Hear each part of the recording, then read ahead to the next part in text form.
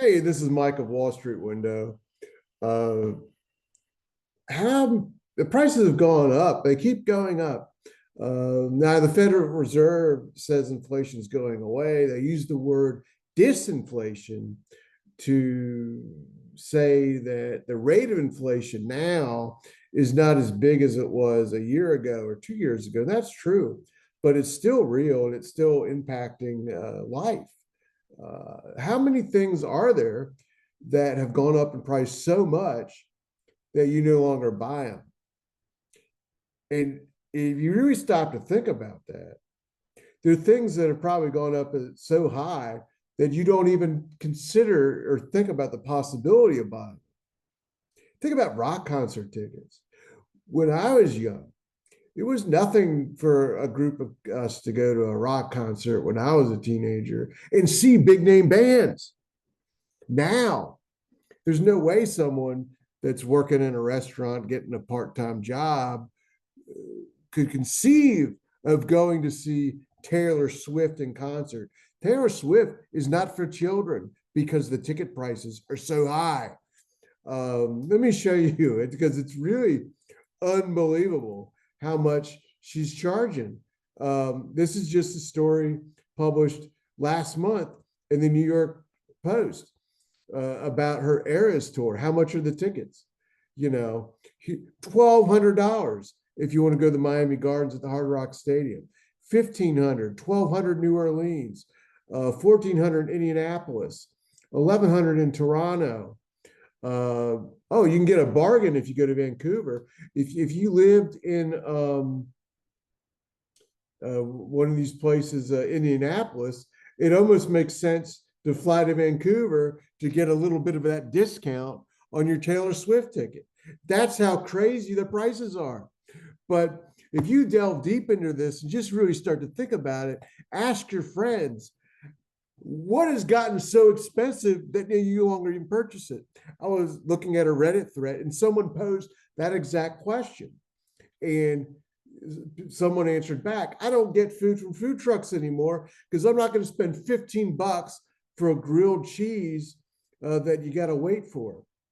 You want to pay $20 for a basic chicken sandwich from a food truck? This person said, no way, I'm not doing that. How about nachos for $13?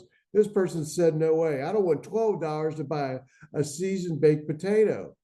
But look, how about parking fees for $5 an hour? How about McDonald's? The dollar menu's gone. You want to go to Denny's and pay $17 for French toast?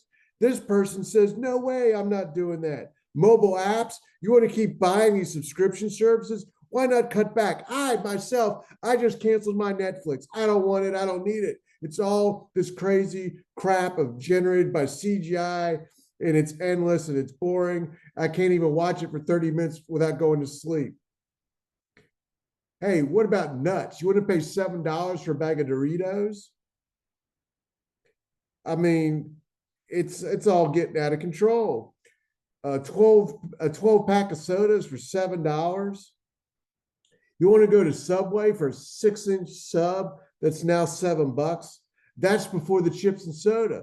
That's what this guy calling himself Manic Pixie Dream Pearl is saying. Someone says, I don't really know how Subway's stay in business. Well, they stay in business because everything else is even higher. And they got some of those BOGO coupons you can use. What about McDonald's? I mean, how about frozen pizzas? Now that's where you're really talking about madness. A DiGiorno pizza, which is garbage, is $11 in the grocery store. That makes Domino's pizza a bargain because it's still cheaper. This person is saying, I'll have to try it. I haven't done a Domino's in years. But you get the point. And it's not stopping. And why is this happening? Well, I can show you why. Look at this. This is the US debt. Every second it's increasing in value. Right now, the US national debt is over 34 trillion.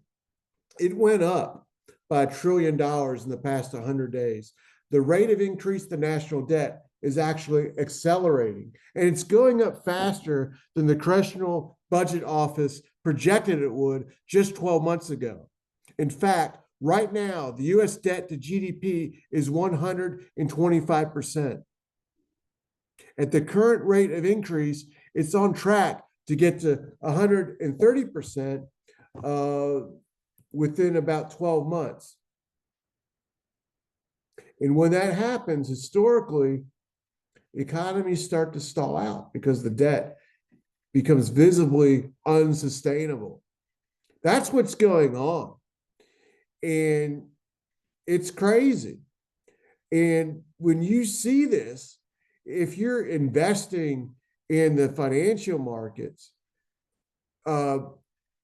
what you start to realize is that you need to protect yourself from inflation. You need assets that exist in the real world that you can grasp. Real estate is a physical asset, but so is silver and gold. And this is 10 ounces of physical silver. Everyone right now is talking to you about the Bitcoin. But what makes more sense to you? Spending $66,000 on a virtual asset that's simply going up because of inflation and the money flowing everywhere. $50 billion has flowed into crypto Bitcoin ETFs this year since they launched. Would that be money be doing that if it wasn't being created because of inflation?